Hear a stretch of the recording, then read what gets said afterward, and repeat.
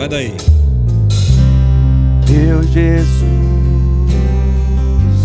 Salvador, outro igual não há.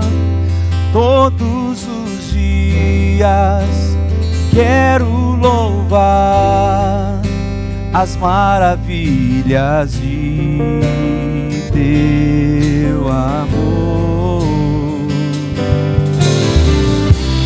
Consolo, abrigo, força e refúgio é o Senhor. Com todo o meu ser, com tudo que sou, sempre te adorarei.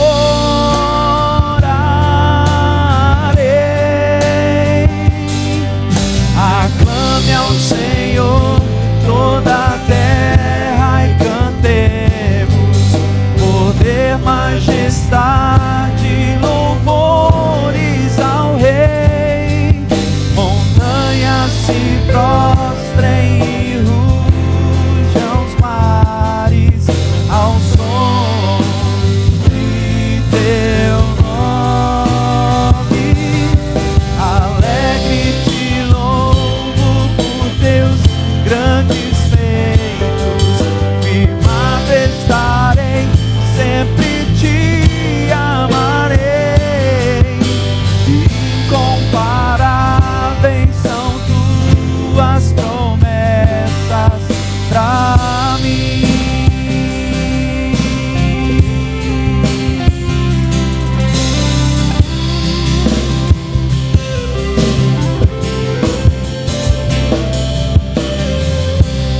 Meu Jesus, Salvador, outro igual não há. Todos os dias quero louvar as maravilhas de teu amor.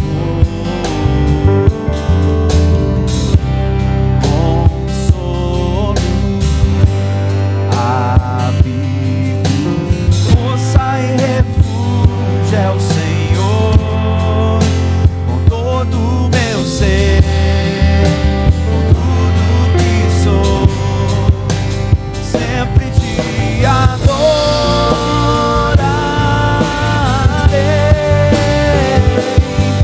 Aclame ao Senhor toda a terra e cantemos poder, majestade, louvores ao Rei. Montanhas se prostrem e rujam os mares ao som de teu nome. Alegre te louvo por teus grandes feitos, firmado estarei, sempre te amarei.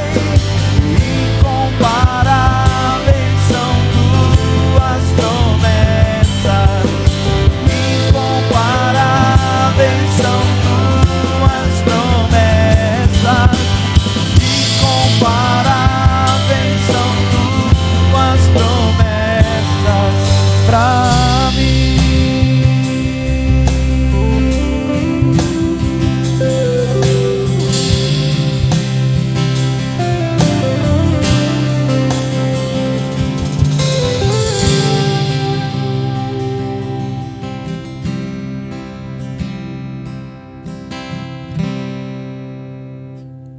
É isso aí. Tamo junto. Que bom. Então, hoje tem um mais velho aí do pessoal, tem um idoso na bateria. Vamos apresentar o pessoal? Vamos lá. Com alegria. Hoje quebrou o pacto pastoral, né? Puseram um plebeu no meio aí, ó. Então, vamos lá. Começa com o pastor Valtinho, Igreja Batista da Aliança. Muito bem, estamos aí novamente. Muito feliz de poder estar aqui com os queridos irmãos. Amém? Que bom. Deus abençoe. Amém. A igreja aplaude pela oportunidade. A igreja louve ao Senhor. Pastor Mário Miranda. Sou Joe. Sou Joe. O cara. Essa camisa me assustou. Acho que é por isso que eu passei mal, cara. Esse cara olhando pra mim. Se a camisa te assustou menos que o baixo, então. Errei o objetivo. Aí, Rafael. Pastor também. Isso aí. Tá com problema de voz. Eu sou o Almir. E o cara sem microfone ali é o Gabriel, que não tem permissão para falar. Então, vamos começar a trocar ideia? O que vocês estão achando desse tempo de pandemia aí? Vamos abrir esse bate-papo? De pandemia. Eu tenho estado muito preocupado aí com a igreja nessa pandemia. Né? Provocou. Verdade. Começou. Me provocou agora. Porque eu penso assim que a igreja virtual, remota, né, é muito boa. Né? E a tecnologia nos aproxima. Mas, por outro lado, e me preocupa essa questão, porque a igreja é uma igreja real. Nada substitui o corpo, né, essa comunhão do corpo. Nada substitui. Eu entendo isso, a reunião do corpo, a igreja concreta, né, de os irmãos estarem juntos e comungarem, estar servindo ao Senhor juntos. Então, às vezes eu acho que eu percebo, uma percepção que eu tenho, que para nós cristãos se torna confortável, né? Então você pode assistir o culto na sua casa lá, com um baldão de pipoca. Isso quando assiste, né? Porque às vezes você coloca lá na live e deixa lá. Não, aí você põe na live e se não tá legal, esse culto não tá bom, não, deixa eu procurar um. Isso quando assiste. Então, você se torna seletivo, você vai atrás daquilo que você gosta, não daquilo que você precisa, você perde o contato físico com os irmãos, de você poder manifestar amor, graça, perdão. Isso me preocupa, né? Porque eu creio assim, que a igreja não poderia estar conformada com isso, né? Lógico que tomando todos os cuidados, que a gente sabe que existe o problema, mas assim, é uma preocupação que eu tenho, né? Porque se torna às vezes uma coisa mais cômoda, uma igreja mais cômoda, né? Você pode estar em casa e você não precisa estar de corpo presente ali, né? Então, de alguma maneira, isso nos exime de algumas responsabilidades enquanto igreja. Então, eu acho assim, na minha concepção, nada substitui essa igreja, né, presencial. Né? Então, eu me preocupo um pouco com isso. Marião. Olha, todos sabem que eu não dirijo nenhuma igreja, né?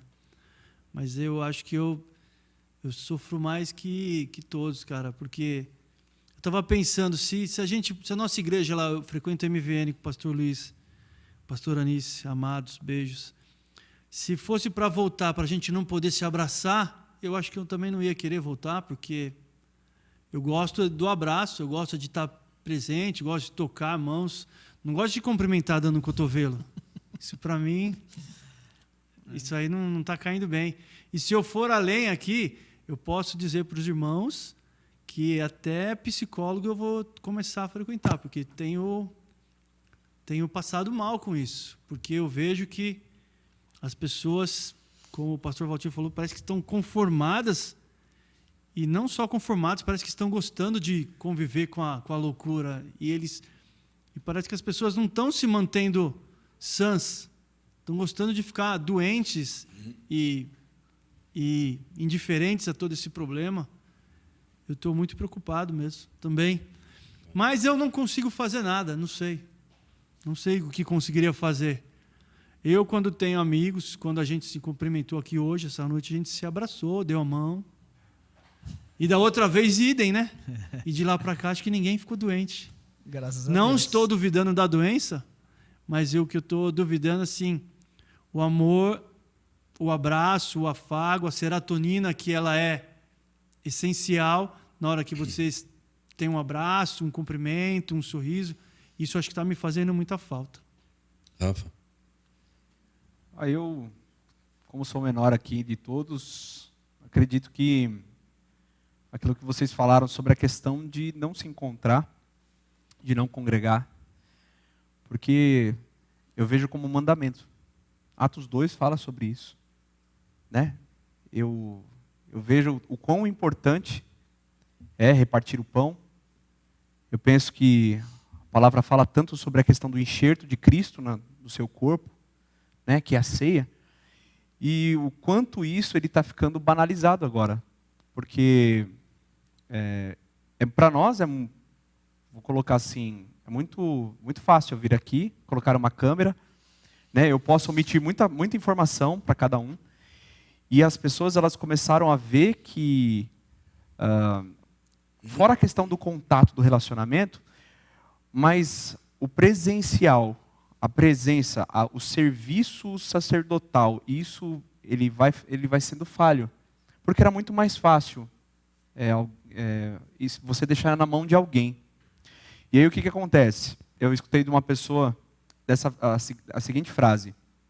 Para mim está muito cômodo chegar em casa, porque aí eu tenho o louvor do Fernandinho, eu tenho o louvor da Aline Barros, do Diante do Trono, e aí, no mesmo dia, e aí eu posso trocar de pregador, porque aí eu assisto o Subirá, eu assisto o A, o B, o C, o Silas, e aí eu fico ali numa igreja. Essa igreja que não tem placa, essa igreja que ela não tem identidade, essa igreja que ela, na verdade, ela é institucional, mas ela não é um corpo, né? Porque você não está congregando, você não está dividindo isso com ninguém, né? Então, eu acho que a igreja, nesse momento, ela precisa rever o conceito e achar um jeito.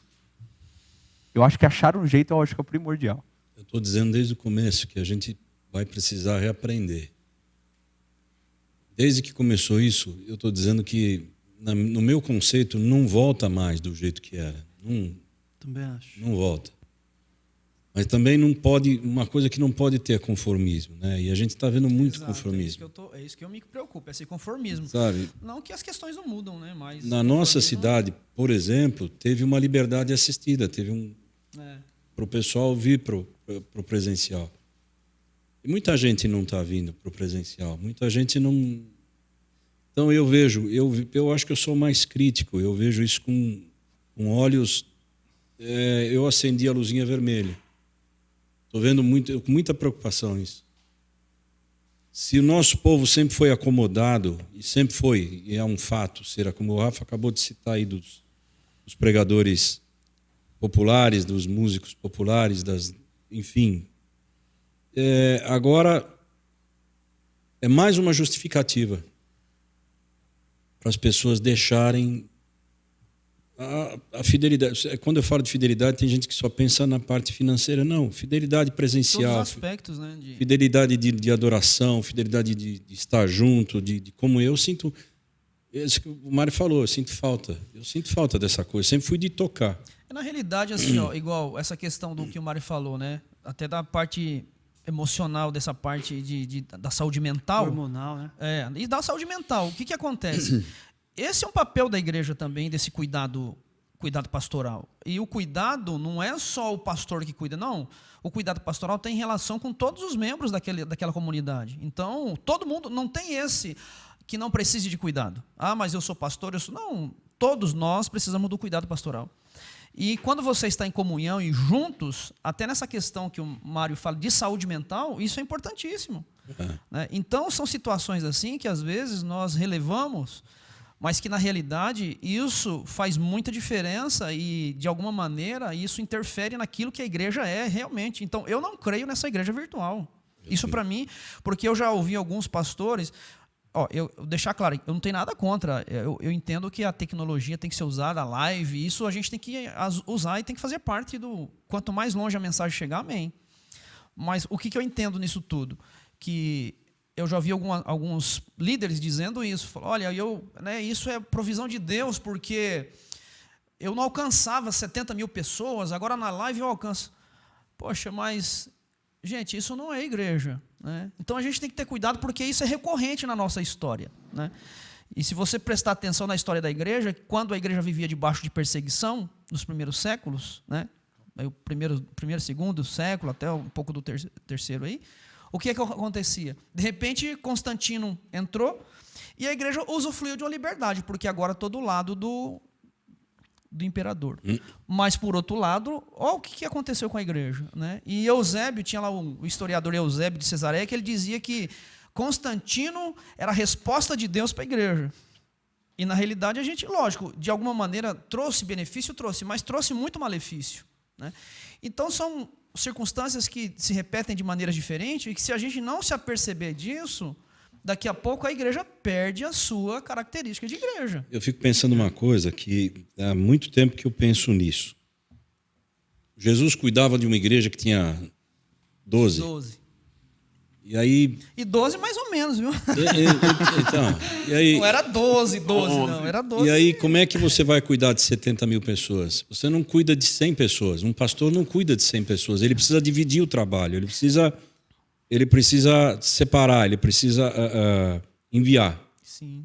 Então, eu acho que é uma tremenda é uma situação muito perigosa que a gente está vendo. Eu vou ter liberdade de falar que eu acho que a arca, ela nunca foi um instrumento para que Noé ficasse lá dentro. Olha, Noé, constrói a arca, você vai demorar 100 anos para construir a arca.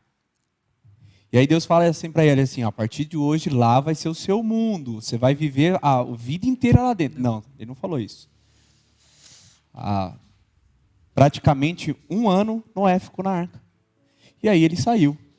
Para o quê? Para administrar aquilo que Deus tinha deixado na mão dele. Este tempo não é um tempo para que a gente possa ficar e permanecer e falar assim, agora eu estou de boa, agora eu estou tranquilo. Não. É um momento para a gente aproveitar, reconstruir muitas coisas que a gente mesmo jogou no lixo, muitas coisas essenciais da palavra que a gente jogou no lixo, reconstruir, e na hora que liberar, que a gente não se feche em 4 paredes, mas que a gente possa, que eu acredito que seja esse o motivo da internet, anunciar o reino. Sim. O que eu vejo... A parte da missão, né? Exatamente. De evangelizar, de você pregar a palavra. Né? O que eu vejo isso é exatamente lá de Mateus 24. O amor de muitos esfriará.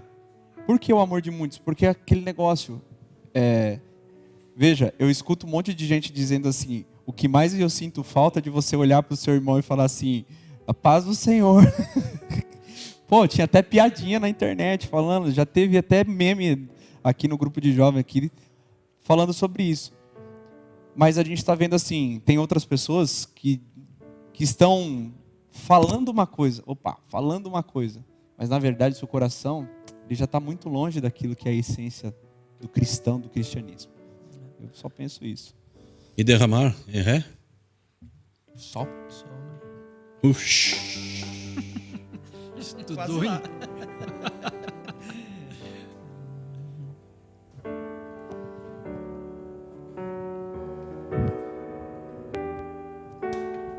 Eu acho que para mim é alto.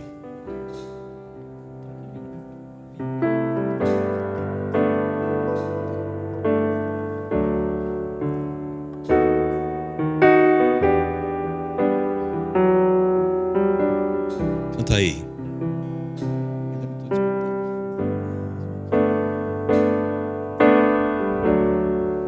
Tem certeza que é só?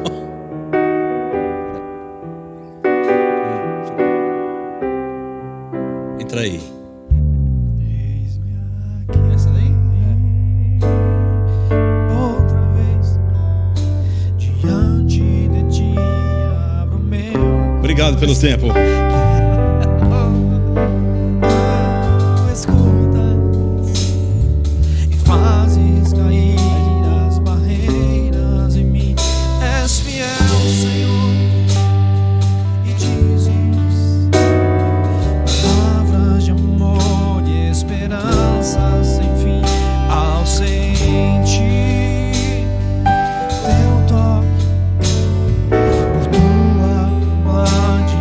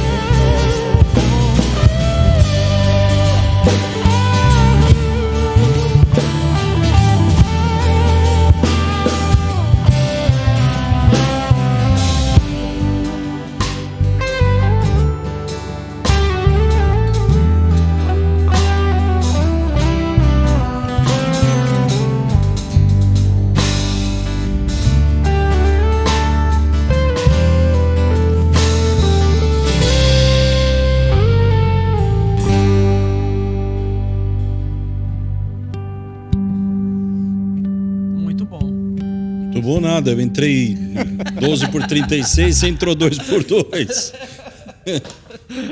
Acontece. Então, cara, e você sabe que eu não sei se consequência da pandemia eu vi uma igreja entregar Salão. entregar prédio. Mas deve ter muitas, viu? Eu acho. E sabe o que eu estava pensando enquanto vocês falavam? Deve estar ocorrendo muitos registros de igrejas virtuais. Sim. Pessoal se valendo disso, vou criar uma igreja virtual. Tá. Deve estar tendo Pode sim. muito É disso. outra coisa. Então, assim, é algo que me preocupa porque isso, na minha concepção, né, que eu entendo e que é bíblico, né, porque quando a gente olha para o Velho Testamento, Deus veio constituir quê? Povo, né? E assim como as figuras que a igreja tem na Bíblia é interessante porque na Bíblia o que a gente vai encontrar no Novo Testamento as figuras da igreja? Família, né? Então você imagina a tua família se você fosse na tua família e cada um com um celularzinho, ninguém se olhasse, né? Só falando via remoto, né? De maneira remota. Então são figuras da igreja, família, o que mais? É árvore, né? Planta, porque a Bíblia diz que Jesus é a videira e nós somos os ramos, né? O que? Edifício. Então são templo. Gente, então não tem isso me entristece, isso me incomoda demais, porque eu vejo assim a igreja, nós cristãos, conformados com isso. E se você pensar, então, quer dizer, aquele irmão que está num lugar onde ele sofre uma perseguição física, né? Que ele corre risco de vida ao sair de casa para ir para a igreja, né? E ele pode saber que ele vai para a igreja e não vai voltar porque ali existe uma agressão física, perde o sentido, né? Porque o que levaria uma pessoa a fazer isso? A sair para se reunir sabendo que ela pode se reunir, estar com pessoas que comungam da mesma fé e saber que ela não vai voltar. Então isso me preocupa e nós, de maneira muito sutil, essa questão da internet, de você fazer isso via remota, isso traz um certo conformismo e nós não podemos nos conformar com isso, porque isso não é igreja. E essa questão é insubstituível na igreja. Nada substitui isso aí, né? Então, eu tenho lutado muito, né? E tenho falado com os irmãos para que a gente não se acomode com isso. Falar, não, a igreja não é isso, né? Você sabe que mesmo assim tem acontecido, né? Desde que começou essa crise, essa situação toda, tem gente que eu não converso há mais de um mês e meio. E é difícil até a gente ter notícia. Isso preocupa. Isso preocupa porque se você tem chamado pastoral, se você é realmente pastor ao pé da letra, vocacionado, né? Vocacionado. É para cuidar da pessoa. Cuidar. Você não pode invadir. Deixa eu contar uma história rápida para vocês. Quando a gente estava naquele primeiro prédio na São João, 15, 18 anos atrás, o Valtinho vai rir. Os caras não vinham para o culto, começava o louvor, eu largava o louvor, eu subia no mezanino, pegava o telefone e ligava para o cara. Vai vir para a igreja? Não. E aí, Mário? Como é que você está? Ô, pastor, estou bem. E você? Tô nada, você não está aqui na igreja? Vem para a igreja? Né? E hoje, cara, você...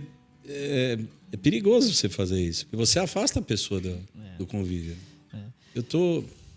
Eu tenho me preocupado bastante com esse tipo com a situação que a gente está vivendo. E Almir, assim, eu vou dar um testemunho pessoal. Isso é interessante, porque uma das coisas que eu sempre tive no meu coração, eu falei, Senhor, a obra não é minha, a obra é tua. E vocês conhecem a igreja, tem pouca gente, né? Falei, a obra não é minha, a obra é tua. Então, se é tua, o Senhor vai sustentar, né? Então, assim, financeiramente falando, desde que começou a pandemia, quer dizer, porque eu vejo assim, é uma questão financeira, é uma questão que também preocupa as igrejas, né, para você manter um salão. E eu falei, olha, então o senhor vai sustentar. E o que a gente de arrecadação é para manutenção da igreja, água, luz, aluguel e as contas normais lá de aquilo que se tem de despesa. Então, chegou no dia do aluguel, assim, e eu não fiquei, não, olha, gente, aquela preocupação, entreguei mesmo. Cara, é impressionante como Deus supriu, porque, olha, no dia do aluguel, né, isso mês passado, a gente pagamos água, pagamos luz, pagamos as despesas, o caixa ficou zerado, né? Mas Deus supriu. E esse mês, né? Começamos depois o mês, o nosso aluguel dia 15, do dia 15 para cá, não tinha nada, o caixa estava... E eu, assim, é interessante, rapaz, porque eu estava em casa e eu não fiquei, Senhor, ai meu Deus, tem que pagar. Não, tranquilo. Falou, Senhor, a obra é tua, se é tua, o Senhor vai cuidar. Mas é assim. E se não for também, não tem problema, porque eu não sou dono de nada. Rapaz, eu estava em casa, sabe assim, e eu vendo a situação, né, a gente não fazendo quase reunião, e tal, as pessoas sendo, graças a Deus, tem irmãos fiéis, contribuindo, continuaram servindo ao Senhor, sendo fiéis nos seus dias, nas suas ofertas. E eu louvo a Deus por isso. Mas eu estou em casa, e assim, a pessoa que você menos espera, que você jamais imagina que ela vai levar uma oferta lá, ela leva. Então eu estava em casa numa quarta-feira, de repente bate palma uma pessoa lá, ô pastor, tal, olha aqui. Não, eu vim aqui trazer uma oferta. Né? E foi exatamente um valor que completou para suprir essa necessidade. Então, sabe, são experiências assim que eu falo, Senhor, então o Senhor vai cuidar, porque se você entrar nessa paranoia, sabe, você fica doido. Né? Eu acho que nessa área a gente confia ou larga a mão. Ou larga a mão, porque é o que você falou. Se Deus não cuidar, se Deus não edificar. Mas eu volto à questão, eu volto à questão da falta de presença no culto, de a gente estar junto. Porque isso tudo faz esse contexto, né? Faz parte desse contexto. Por igual o Mário falou de igrejas fechando, né? Por causa dessa questão, né, de você entender, de você realmente levar também as pessoas a entender essa importância da igreja. Né, eu falo da igreja em termos de comunhão mesmo, de estar junto. Né, de você... E às vezes, igual o Mário falou, poxa, mas a gente não vai poder se abraçar. Olha, a experiência é minha. Né, não é porque eu sou pastor, né, mesmo em outras épocas. Só de você estar ali num ambiente que você sabe que nós nos reunimos para adorar o Senhor ali, e de repente você chega, e só de você ver o irmão, o teu coração já se alegra. Isso eu já tive várias experiências assim. Você está num dia que às vezes você não está legal, né? Aí de repente você entra num ambiente ali onde está reunida a igreja, várias pessoas e o pessoal para adorar o Senhor, o teu coração já se alegra, só de você ver o irmão, só de você saber que vocês estão ali em nome de Jesus, né? Estão ali para adorar o Cristo, né? A quem nós devemos adorar. Então, isso é algo primordial e que eu entendo que a gente não pode abrir mão. Né? Não pode abrir mão. E a gente tem que conscientizar mesmo as pessoas, os membros. Lógico, né, não estou querendo aqui que a gente seja irresponsável, né, para sair aí fazendo, desobedecendo. Né? Mas se a gente não tiver cuidado e a gente não buscar de Deus sabedoria e graça e o Senhor nos conscientizar dessa importância, que isso é primordial na vida da igreja, a gente corre um sério risco de perder isso que... Né, e aí eu já fico preocupado, porque eu vejo algumas pessoas dizendo, não, que a igreja entrou e vai sair melhor. Se a gente continuar dessa maneira, será que nós vamos sair melhores? Não sei. A gente vai sair melhor se a gente entender o que nós somos. Aí nós sairemos melhor. Eu acho que está estreitando, né? O Senhor está dando uma oportunidade, Deus está dando uma chance. É o que eu vejo. Eu acho que é a questão do próprio time de futebol agora é o meu momento. Tem uns times de futebol, cara, que eles foram antecipando seus treinos, foram fazendo pré-treinos na sua casa, foram acompanhando seus jogadores, foram vendo algumas lacunas que estavam falhas antes da pandemia e foram batalhando ali, se preparando para porque a visão dele não estava na pandemia, estava no retorno. Para quando voltasse. Exatamente, eu acredito nisso, eu acredito sempre na visão. O que é a visão? Visão não é o que você está vendo agora, visão é o que você está vendo lá na frente.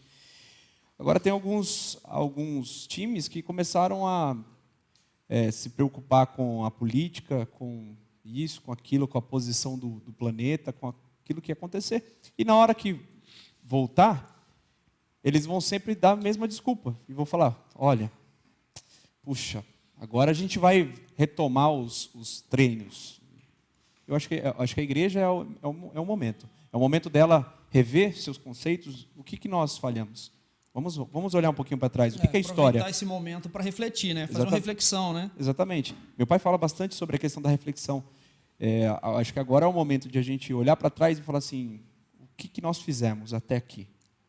Entendeu? O que nós fizemos até aqui? Nós colocamos o homem no centro, sabe, Quem é realmente o centro da igreja, né? Exatamente. Poxa, e agora? Agora Se a gente errou agora, pô, pedimos perdão, vamos agora acertar. Agora é o momento de acertar. Evangelismo não é entregar folheto, entendeu?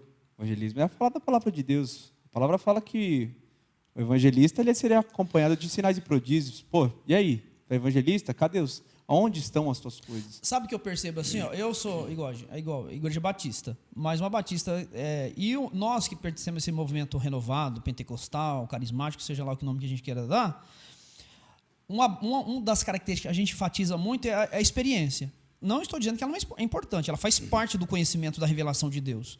Mas, às vezes, a gente enfatiza tanto a experiência que a pessoa ela acha que uma experiência pessoal, ela e Deus, está bom e acabou por aí. E despreza essa parte comunitária, essa comunidade de fé. Então, isso é uma característica nossa aqui, da nossa igreja latina também. Né? Porque, às vezes, a gente enfatiza tanto essa questão da experiência, não, você tem que ter uma experiência com Deus. Lógico que você tem que ter. Né? E nesse assunto, né, de entendimento de Deus, de revelação de Deus, o John Wesley falava sobre isso. Falava, olha, ele colocava 4 fontes: Bíblia, né, Escrituras, a básica, experiência, tradição e razão. Né? Mas eu vejo aqui que nós aqui, né, no Brasil, vou colocar um exemplo no Brasil, latino-americanos, o que a gente faz? A gente enfatiza muito a Bíblia, né, porque é a base da nossa fé, e a experiência. Mas a experiência pessoal, essa experiência individual, ela é importante e necessária na vida do cristão. Um crente sem experiência, como é que ele vai ter revelação de Deus? Né? Então isso faz parte. Mas não é só isso. A parte comunitária da igreja é algo imprescindível na vida da igreja. Então, às vezes a gente enfatiza muito uma área do evangelho, né, do conhecimento de Deus, da teologia, e despreza essas outras áreas. E é por isso que às vezes gera esse tipo de distorção. Né? Que gera esse tipo de distorção. Então, buscar esse entendimento e, de alguma maneira, encontrar um equilíbrio aí, que a igreja possa ser verdadeiramente igreja e os cristãos terem as suas experiências individuais, mas as experiências coletivas de reunião, de comungar, de estar junto, de participar, de adorar o Senhor junto, isso também precisa ser muito enfatizado. Sabe o que me vem à memória agora? Eu não sei se vocês vão lembrar, Gilgal. O que era Gilgal? Era o acampamento onde os caras vinham, descansavam, se preparavam, levantavam as estratégias e saíam para brigar. Isso já na época de Josué, né? Isso. Voltava. Eu vejo o Rafa falando agora do treino de futebol. Sabe? Acho que Deus deu um tempo, tipo assim, vamos para um lugar seguro, vamos às estratégias, vamos procurar Deus, vamos orar, vamos né, buscar, porque daqui vai ser pauleira, daqui nós vamos para a briga. Porque qual é o fundamento? O fundamento do cristianismo? Ide por todo mundo e pregar o evangelho. É a única ordem que Jesus deu. Jesus não deu outra ordem literal, real, verdadeira. Vai e prega o evangelho a toda criatura. É só isso. Mas os 10 mandamentos é para a gente obedecer, né? Para a gente cumprir. Agora, como atitude, como ação, vai para a briga. Então, eu vejo assim, é o que me veio à mente agora, o acampamento de Gilgal. Né? Era o lugar seguro, era o lugar forte, era o lugar secreto, era o lugar ali onde o Senhor protegia o povo dele, e dali reorganizava e daí saía para as batalhas, né? E depois voltava para aquele lugar. Eu vou comentar uma devocional que eu fiz para os jovens, que é bem na linha daquilo que vocês estão falando. Eu tenho um carro, um Vectra 2001, entendeu? GLS 2.2, à venda, 4 portas, entendeu? Se quiser. Aceita o cartão. Parcela em 10. É a nossa parte de propaganda. Voltemos ao programa. Amarra um posto de gasolina na traseira e vai embora. Como você faz isso, essa propaganda? E aí, esse tempo atrás, ele estava sem bateria, fui lá, comprei uma bateria, coloquei no carro, acabei esquecendo a bateria conectada e ele não está andando. Descarregou. E aí descarregou.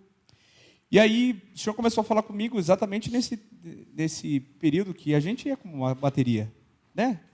Ele é a fonte de todo poder. Ele nos dá esse poder, ele nos capacita. Só que aí a gente faz o seguinte, a gente fica só recebendo, a gente quer só receber.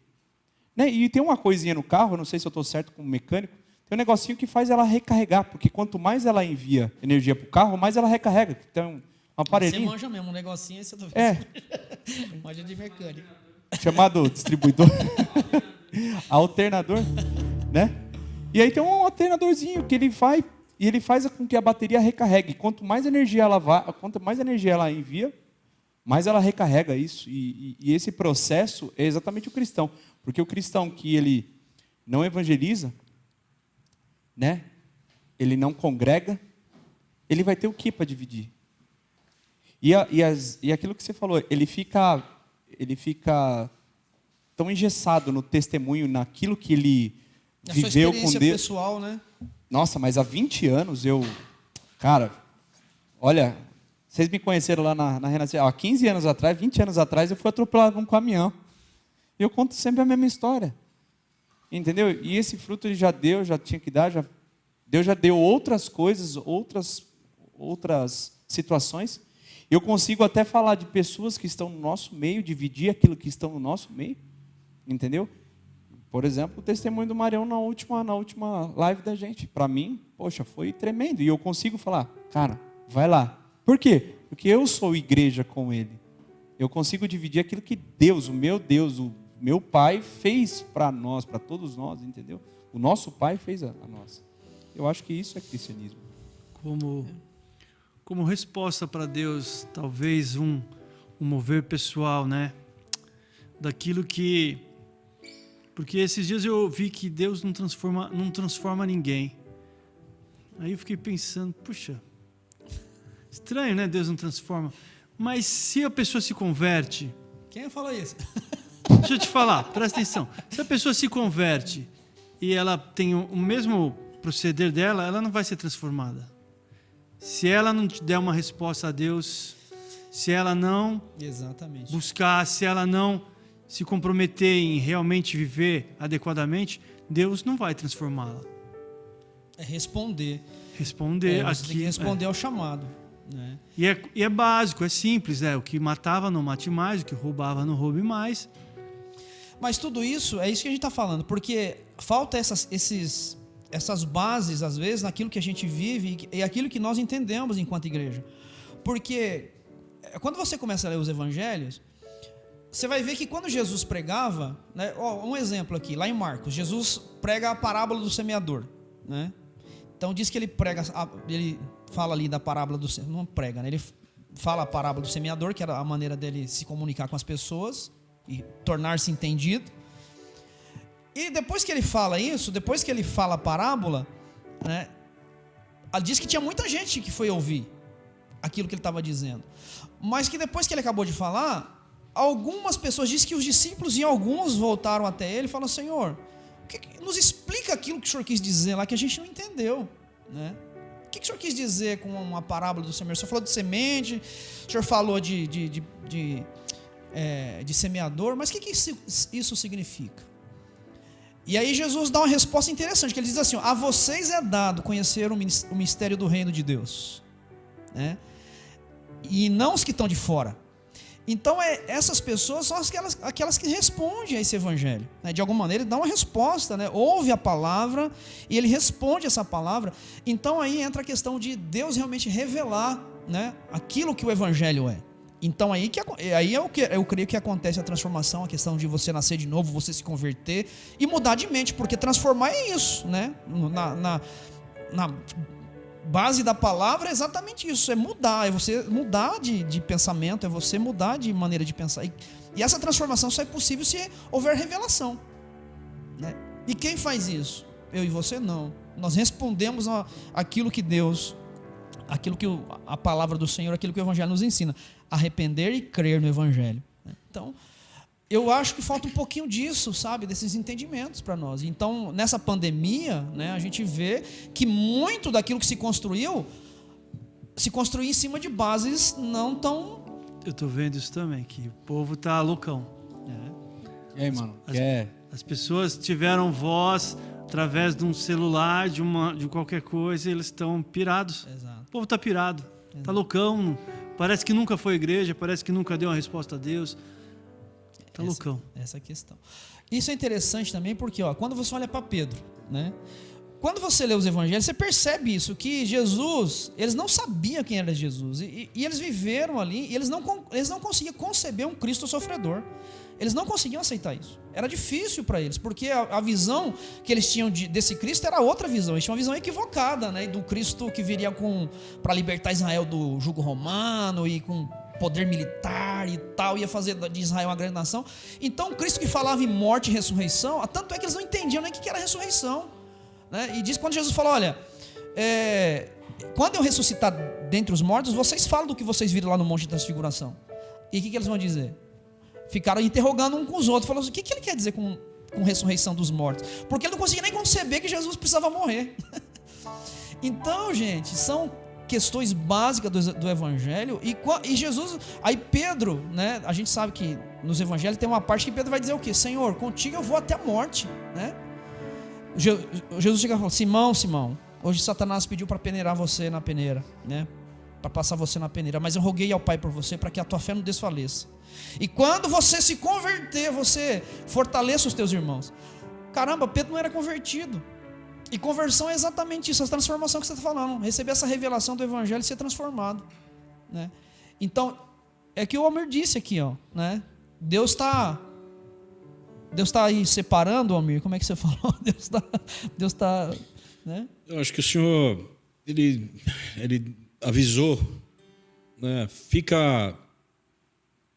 Vai se fortalecer, porque vai vir pauleira aí, vai vir. Então, esse tempo que o pessoal chama de pandemia, eu acho que o Senhor está dando uma proteção para o povo dele, está guardando. Ele está avisando, ele está dando um toque, olha, agora chega de brincadeira. Pôr mais um assunto aqui então nessa Vamos questão. lá. Porque alguns creem assim, eu creio. Tem um cara que eu gosto muito, que é um escritor, que foi pastor durante 30 anos, que é o Martin Lloyd Jones. Eu gosto muito do que ele escreve, porque o que ele escreve eram as pregações dele, né? Então, assim, é bem fácil de entender e muito profundo. Aí ele diz, ele era um defensor fervoroso de um avivamento, né? Ele creia, e não nessa parte romântica, não, mas de uma maneira racional e bíblica e fundamentada na palavra. E tem muitos que dizem assim, olha, vai vir e a gente vê várias profecias e Deus usa pessoas para dizer, vai vir um grande avivamento, né? O que vocês acham? Você crê que... Eu já ouvi Rafael falar que um grande avivamento seria grandes frutos, grandes plantações. Eu já ouvi isso há alguns anos atrás. Eu sou apaixonado por avivamento. Eu acho que um grande avivamento... Meu pai, ele fala... Será que eu sou pessimista? Quantos anos você tem? É por isso que eu te provoquei, que eu sei que o Não, velho, eu não sei. Eu acho que tem que ter um chacoalhar de Deus. Isso se chama avivamento também. Mas, cara, do fundo do meu coração, eu não acredito no avivamento. Eu acredito... Veja, eu acho que a gente está na curva dos tempos. A gente está na vírgula dos tempos. Depende do que a gente entende para avivamento também, né? Então... É isso. Para mim é isso. Essas semanas passadas a gente estava conversando sobre a questão dos 5 ministérios. Porque tá muito frouxo. Desculpa aí, gente. Está muito frouxo, está muito, desculpa. Está muito oba-oba, muito... Mas não falta profundidade, entendeu? Eu vejo desse jeito, falta profundidade. Eu vejo muita... Ainda ontem eu mandei um recado para uma garotada aí dos jovens, para tomar cuidado com pregadores de internet. Aí eu perguntei para o Rafa, você conhece tal cara? Ele falou, já mandei o recado, já disse que esse cara é um moleque. E para mim moleque é literal, é Moloque, é do diabo. Quem é moleque para mim tem a derivação lá da etimologia do nome do demônio, Moloque, né? Eu me assustei porque o Rafa já sabia quem era o cara, não vou dar um nome aqui, né? Mas é um garoto, um pivete adulto, pregando um monte de heresia, falando um monte de baboseira na internet. E tem muita gente falando porcaria, literalmente lixo, e muita gente indo atrás desse pessoal. Então, mas acontece muitas coisas, pastor, que a pouca idade também é de pouca experiência. Então, mas isso acontece. Mas tem uns caras velhos também falando bobagem. Isso, mas aí são outros 500. A gente tem que ponderar que a pouca idade... Mas velho fala bobagem também. Mas a pouca idade é peculiar de fazer loucura. Eu falei muita bobagem. Não, mas o que eu quero dizer é o seguinte, é bobagem perigosa, é bobagem... Eu sei. é bobagem de satanismo, está levando muita gente. Então, esse lance de avivamento, eu fico preocupado. Não sai da minha cabeça, muitos serão chamados, poucos escolhidos. Quer dizer, muitos estão sendo chamados, poucos se permitem ser escolhidos, serem enveredar por aquele caminho estreito. É a minha visão, é o meu... Então aí eu digo, será que eu sou pessimista? Será que eu sou... Porque, velho, eu estou vendo muita... Cara, eu estou vendo muito besterol, muita abobrinha em forma de unção. O pessoal não sabe nem o que é unção, cara. Desculpem, eu não quero ser pretensioso, não quero ser arrogante. Eu luto contra a soberba, tá? Então não quero ser soberbo. Não estou me engrandecendo, eu estou falando a verdade. Eu tenho um inconformismo. A minha alma, ela se revolta. Eu não consigo não demonstrar a minha angústia de ver o que tem de gente falando muita porcaria e milhões de pessoas ainda atrás. Isso é terrível, cara. Se você pesquisar, é que quando a gente foca no nosso século, do 20 ao 21, você foca nos pregadores norte-americanos, né? Eu não vou dar o nome dos caras, dos brechentos da vida aí, né? Não vou falar Kenneth Hagin, eu não vou falar desses caras. Mas tem um monte de... Não era para rir, cara. O cara levou milhões, pô. Qual era o... Eu estou enveredando para um caminho perigoso, né? Qual era o barato do cara? Você não pode ficar doente porque é pecado você ficar doente. Então tem muita gente falando bobagem. Muita gente dizendo que é pecado morrer. Hoje eu vou parar de falar. É pecado falar em pecado. Então, vamos lá. Vocês falam muito bonito. Eu sou só uma pessoa de talvez mais experiências. Falam nada. Vai ter nego descendo do cacete em mim, aí você vai ver. As minhas experiências são familiares e que eu aprendi recentemente, eu acho que foi de grande valor, que a gente tem que ser bom. A gente vai para a igreja domingo, ou segunda ou terça, seja qual for, ou uma vez por mês, uma vez por semana, sei lá. E a gente vai voltar para onde? Para o nosso lar. É o primeiro local onde você vai ser provado, você vai ser tentado, amado. Se você volta para o seu lar com uma outra configuração, diferente daquela que Deus quis colocar em você, eu acho que você está perdido. Então, o meu avivamento começa lá em casa, na minha família, e já na primeira conversa com a psicóloga, ela perguntou como é que estava em casa, porque agora tudo é diferente, né? As filhas vão para a escola, a esposa fica mais em casa. Como é que está? Eu falei, tá tudo legal. Tem harmonia. Tem muito celular, mas também tem harmonia, não tem? E é algo que muitos talvez não tenham. E o meu princípio é chegar em casa e saber que as coisas, que tudo que eu aprendi, que eu aprendo, o primeiro local para eu exercer é na minha família. Exato. Na minha esposa, nas minhas filhas. Eu concordo. Então, desculpa eu cortar. Falei que era a última fala, era a penúltima. Grande avivamento. Cara, desculpa, 60 anos de igreja. Eu não vi um grande avivamento. Eu não vi. Então. Se rolou, passou de lado. Mas você viu um grande avivamento? A hora que eu cheguei, eu falei para você assim, para vocês, né? Que deve ser muito legal você ter filhos homens. E eu acho que você viu um grande avivamento na sua casa. Eu vi um grande avivamento na minha casa com as minhas meninas, né? Nesse ponto de vista, não dá nem para discutir. E você preparou eles para um mundo perfeito de Deus. Não um mundo. Eu acho que esse... É que talvez a gente fica, como ser humano que busca a Deus, tentando traçar um caminho de grandes coisas. Mas as minhas grandes coisas estão lá em casa. Deus me deu a oportunidade de ter 2 meninas adotivas, que eu sei que foi uma oportunidade que Deus me deu, das quais eu amo. E tive mesmo, porque olha... E tem uma diante do meu casamento. Eu falo assim, pela burocracia, cara, para você adotar. Foram 4 anos de espera até o começo e pegar que eu digo.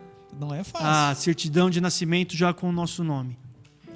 4 anos. 2 com ela e 2 sem ela, depois já com ela, e mais 2 anos para conseguir pegar a certidão de nascimento. Nessa questão, só mudando um pouquinho o assunto, não tinha, porque minha irmã ela também está nesse processo, ela quer adotar, né? E eu não tinha conhecimento, né? Eu sabia que o Mário tinha adotado, mas a gente não se preocupa, né? Nem faz noção. Meu amigo, não é fácil, né? Se adotar uma criança é um processo... Entre aspas, assim, eu penso, a dificuldade é que o Estado imagina que ele vai cuidar melhor do que uma família que não cuide direito. Mas, porém, voltando ao assunto cristão, como é que pode, assim, a gente se sentir mais feliz tendo uma boa família, tudo, entre aspas, organizado, caminhando bem? Para mim, o maior avivamento é a hora que eu chegar em casa e tudo bem. Eu fui trabalhar, voltei de noite, a minha esposa tinha trocado a cama, os lençóis, perguntou, e aí, tá cheiroso? Eu falei, tá maravilhoso. Quem não quer? Todo mundo quer. Mas tem gente que não tem. Mas ele tem outras coisas. E nessas outras coisas cabe a pessoalidade, cada um enxergar o que você está construindo. O que você está avivando na sua casa ou no seu trabalho. No meu trabalho, não quero dizer aqui, mas lá é difícil a concorrência, você falar de Deus. Lá o negócio é pesado. Então a minha forma de falar é assim: ame sua esposa, em vez de você sair com uma amante. Sua esposa quer ser sua amante, ame ela. Em vez de você sair com as suas amantes 1, 2, 3 vezes, vá para casa e faça mais amor com a sua esposa. É isso que ela quer. É isso que você quer fora. Então, encontre nela algo que vá te ajudar, que vá te avivar. Um perfume, sei lá, um banho. Às vezes ajuda muito. Tendo em vista que Deus te prepara para sua casa. Eu vejo isso. Deus te prepara para sua família. Deus te prepara para os seus filhos. Deus prepara os filhos para os seus pais, para um futuro, para um relacionamento. Deus está preparando para essa colmeinha, esse casulo. Eu vejo uma família como um perfeito casulo que é inquebrável. A família é uma estrutura que jamais se quebra. Mas essa é a parte, né? Essa é uma parte, porque é exatamente isso. E essa família ela vai formar essa comunidade maior que é o corpo de Cristo, que é a igreja, né? Constituído de... Porque a mesma dificuldade que você tem num relacionamento familiar com filhos, esposa, é a mesma dificuldade que às vezes nós encontramos quando nós convivemos muito com uma pessoa dentro de uma comunidade de fé, né? Então você vê que isso se estende, né? E, queridos, isso eu entendo que Cristo veio realmente formar um povo, né? Ele não veio salvar indivíduos, não, ele veio salvar a igreja. A igreja fala de coletividade, fala de comunidade, fala de pessoas, né? Fala de corpo, fala de... Então, a família está dentro de todo esse contexto, né? E essa família fortalecida, ela vai fazer com que essa comunidade ela possa expressar também, né, esse evangelho de Cristo, né? Então, assim, eu já fui mais jovem. Bonito. Não, também. Hoje eu sou fui mais bonito, hoje eu sou Magro. mais bonito. Mas eu já fui mais assim, apaixonado por um avivamento. Não, vai acontecer isso. Até porque isso não depende da gente. Amém? Eu creio que isso é ação pura de Deus e Ele faz do jeito que Ele quer, da maneira que Ele quer. Então eu já fui mais apaixonado. Hoje talvez um pouco menos, né? Mas eu creio que tudo isso começa quando nós realmente temos essa preocupação de fortalecer esse evangelho e demonstrar esse evangelho naquilo que nós somos. Igreja de Cristo, corpo de Cristo, né? Aí ele começa a ser fortalecido, né? E aqui a nossa realidade também ela é complicada, porque principalmente no nosso meio evangélico nós somos muito segmentados, né? Nós somos muito fragmentados, né? Então existem tantas igrejas, né? E de alguma maneira isso também, e às vezes isso até me incomoda, né? Eu falo, Senhor, né? Será que é isso mesmo que o Senhor quer para nós, né? Tanta igreja, tanta porta aberta e tanto, né? E eu me questiono, falo, por que eu quero ser pastor? Por que eu quero abrir uma porta? Qual que é a minha intenção? Se os pastores, vocês que cuidam de igreja, se vocês falassem assim mais, isso é só uma curiosidade, se vocês falassem mais, vá para casa e cuide mais da sua família, gaste mais tempo com eles, ame mais, compreenda-os mais, dê o que eles precisem, não financeiro, estou falando De tudo, né? de tudo. É uma baita pregação essa. Não seria mais fácil um recomeço, talvez, agora, pós-pandemia ou coisas... Eu acho que é uma baita de uma pregação. Isso é uma baita de uma direção. Eu penso assim, que sobre aquilo que tudo que vocês falaram aqui. Deus, ele quer um indivíduo restaurado. Porque o indivíduo restaurado, ele cumpre o seu papel para ser uma família restaurada, que vai cumprir o seu papel para ser uma igreja restaurada também. A gente pregar para que a pessoa possa ir para sua casa, ser o servo, literalmente a palavra de domingo, quando ele falou sobre Nicodemo, sobre nascer de novo. Pregar que ele se arrependa e creia, né? Exatamente, porque é o seguinte, a nossa pregação hoje em dia, ela está muito na conduta do homem, como cristão, de aonde você for. Quem é você no trabalho, quem é você na escola, quem é você na faculdade, quem é você... Antropocêntrica, centrada no indivíduo. Exatamente. E na verdade, o que é o Evangelho? O Evangelho é Cristo em nós. O que é a palavra? É o arrependimento quando eu entendo que eu não sou capaz de fazer, mas aí chega na palavra de Paulo. Nesse aspecto aí, eu também entendo um pouco do que você fala, porque eu concordo. Não vou dizer que é o correto, mas não que é igual. Eu entendo que a igreja, as pessoas precisam de cuidado. Mas o Martin Lloyd Jones, ele fala de um cara que pregou 30 anos numa igreja. Ele falou, olha, quanto mais bíblica e quanto mais cristocêntrica for a tua palavra, quanto mais evangelho ter na sua palavra, menos dor de cabeça você vai ter com o problema de pessoas com família, com isso, com aquilo, porque o evangelho transforma. Então ele falou, olha, você quer ter uma igreja mais saudável? Prega o evangelho, né? Ele falou, às vezes a gente tem que ter cuidado com isso também. Não estou dizendo que o pastor não deva cuidar, mas e às vezes eu tinha um pouco de, falei, poxa, qual que é? Não, ele deixa bem, o papel do pastor é ter boas pregações. E boas pregações, não estou falando de oratória, não, estou falando de palavras bíblicas, de evangelho verdadeiro, né? E não importa se a pessoa vai gostar ou não, se é o que ela quer ouvir ou não. Você não está preocupado com isso. Você vai dar que o Espírito de Deus, eu creio que Ele vai te usar para isso, se você se submeter, e para você realmente fazer com que essas verdades elas possam transformar. E acontece isso que o Rafa falou. Então ele falou, olha, se você quer ter uma igreja mais saudável, né, então pregue o Evangelho verdadeiramente, né? Se preocupe com a pregação verdadeira, se preocupe em preparar bons sermões, né, para que você realmente traga a palavra de Deus e as pessoas sejam transformadas. E eu creio nisso. E ele falou, se você fizesse, e eu entendo, se fosse uma pessoa que não tivesse experiência, não, mas ele pastoreou durante muito tempo, né? Ele foi pastor durante 30 anos na capela de Westminster, e ali ele pregava para muita gente, né? Então ele falava que muitas vezes terminava o culto, as pessoas vinham procurar ele. E onde residia o problema? Exatamente nisso. A pessoa não tinha experiência de novo nascimento, né? A pessoa não tinha experiência de arrependimento. Então esse ser humano ele não foi transformado, ele precisa se converter, né? Então ele falou, o evangelho ele precisa ser pregado. E se isso que o Rafa falou, se o indivíduo ele for transformado, de alguma maneira esse evangelho vai causar impacto, né? É porque a gente acha que o evangelho ele é uma ferramenta, né? Ele é um coaching da vida. Ele vai te dar ferramentas para você. Ele vai te dar uma ferramenta para você chegar no objetivo que você quer. Entendeu? E o que é o evangelho? O evangelho é você largar a vida que você estava vivendo e falar assim, agora é uma nova vida. Né? A mulher samaritana? Essa linha é muito difícil de você alcançar para quem... O dependente da droga, por exemplo, o cara... É difícil você engajar o cara nessa luta, ou dependente da bebida, que são os casos mais... É que eu estou dizendo, isso não exclui essas questões psíquicas, não exclui isso. Isso é importante. E a gente tem que ter esse discernimento, né? Se a pessoa precisa de ajuda, o cara precisa de ajuda para dar o primeiro passo, para se libertar de uma situação. Mas a né? gente fala, a gente coloca Mas isso a culpa. não exclui de você pregar o evangelho. A gente coloca a culpa muito na questão da questão da droga.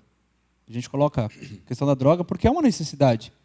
Mas da mesma forma que Jesus chegou para a mulher e falou assim, disseste bem, você teve 5 maridos e agora o homem que está aí não é teu marido. Ou seja, tudo que ela tinha, na verdade, era uma necessidade emocional. Né? O que ela tinha? Talvez ela chegava para um homem e falava assim, ela poderia dar todo o amor e o cara não dava o amor para ela. E aí ela via passando. E aí Jesus chega para mim como o 7º homem, como o 7º marido, como o número perfeito e fala assim, a partir de agora, desculpa, você não vai ter marido nenhum, porque a água que eu vou te dar, nunca mais você vai ter sede afetiva. Para mim, isso é uma palavra que me testifica, que realmente prova daquilo que é uma verdadeira mudança. E, no entanto, ela sai dali e vai anunciar Jesus na cidade. Eu penso essa mudança. Porque, igual o Mário falou, essa questão, Mário, do cuidado, de cura também, a comunidade de fé é importante nesse processo também. Né? De a pessoa ser curada, de receber libertação, de ser transformada em uma situação emocional. A igreja é esse ambiente também. Então a igreja saudável, que as pessoas verdadeiramente vivem esse evangelho, vai produzir essa cura também. Ah, mas eu não tenho condições de sair sozinho. Então você procura um especialista, um profissional para te ajudar. Né? Não é errado você procurar um médico. Quando você está com dor de dente, você vai no dentista. Deu dor na perna, você vai no médico. Você está com problema emocional... Você está com problema emocional? Procura alguém que possa te ajudar nisso. É que a gente tem um certo de preconceito em relação a isso. Mas a igreja é esse ambiente também que nos cura. Né? A igreja também é esse ambiente onde nós encontramos apoio. A comunidade também é essa comunidade de apoio para ajudar o indivíduo a vencer uma batalha que ele trava, que não é fácil. Então a comunidade também, onde é que ele vai encontrar isso? Na comunidade. Então por isso que isso não pode ser renegado. Vamos cantar, né? Que nós vamos Vamos ver se eu acerto o tempo para você não me atropelar de novo. Vem essa hora. Hã? Vem essa hora em ré. Essa é a hora da adoração. Vem dar a Ele teu coração. Vem assim como estás para adorar. Vem assim como estás diante do Pai.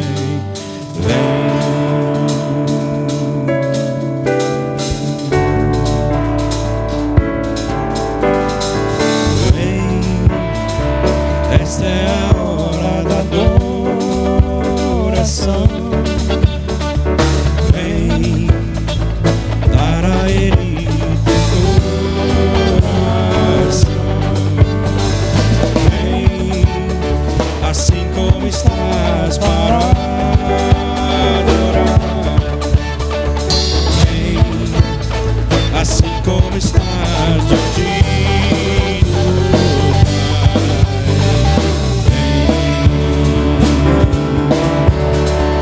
Toda língua confessará o Senhor, todo joelho se dobrará, mas aquele que há de escolher tesouro maior terá. Toda língua confessará o Senhor, todo joelho se dobrará, mas aquele que há de escolher o tesouro maior terá.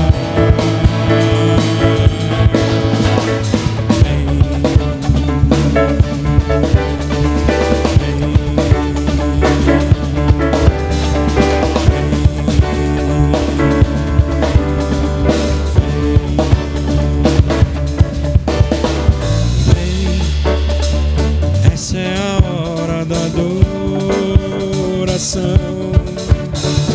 Vem dar a Ele teu coração. Vem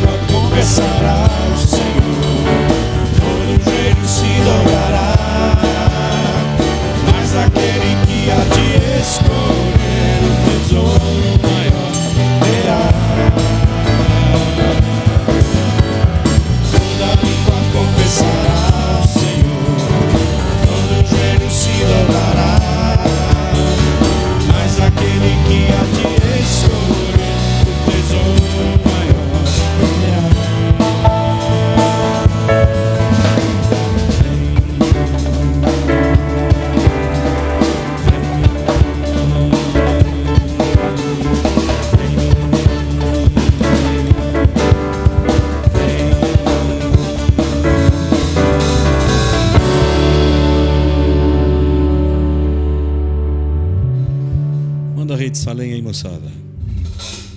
Caramba, direto assim. Não, nós falamos pra caramba. Quer dizer, nós não, eu só ouvi. Eu falei, né? Coitado do Mário. O Mário tá triste ali. Ele tá dizendo assim, por que eu vim? Vim porque amo vocês. Toda glória. Desculpa aí, gente. Eu me empolgo. Sabe disso que o pastor gosta de falar? Manda ver. Rei de Salém.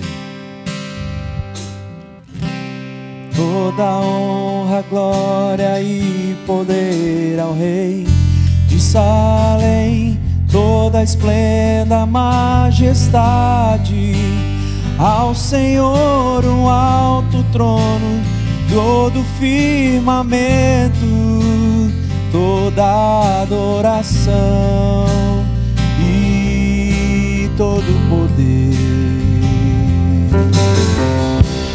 Pois seu reino é reino eterno, Criador de toda a vida, fonte de justiça e misericórdia, toda a redenção e todo ao Senhor Jesus adoração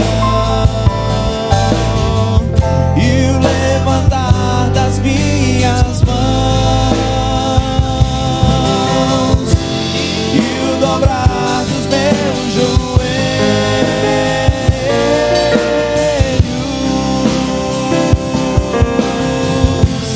ao Senhor Jesus adoração das minhas mãos e o dobrar dos meus joelhos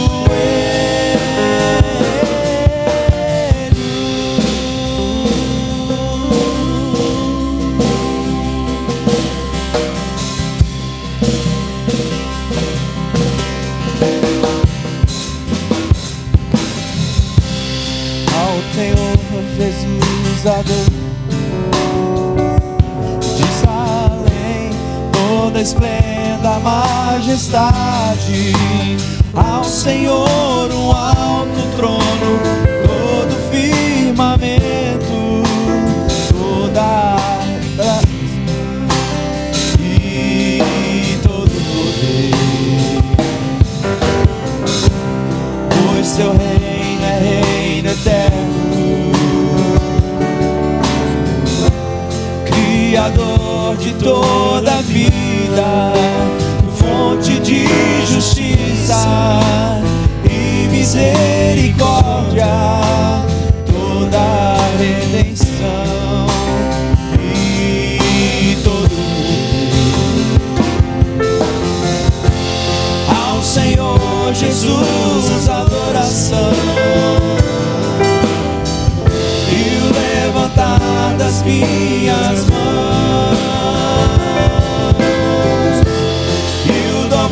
dos meus joelhos ao Senhor, ao Senhor Jesus adoração e o levantar das minhas mãos e o dobrar dos meus joelhos.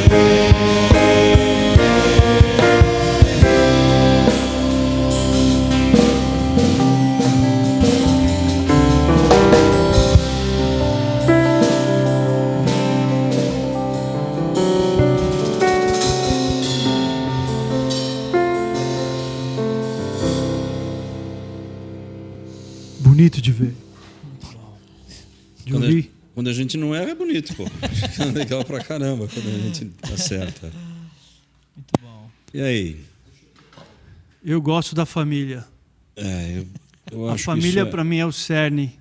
Será o centro. Você sabe o que eu acho bonito, Marião? Quando você fala das tuas filhas, cara, eu acho isso fenomenal, cara.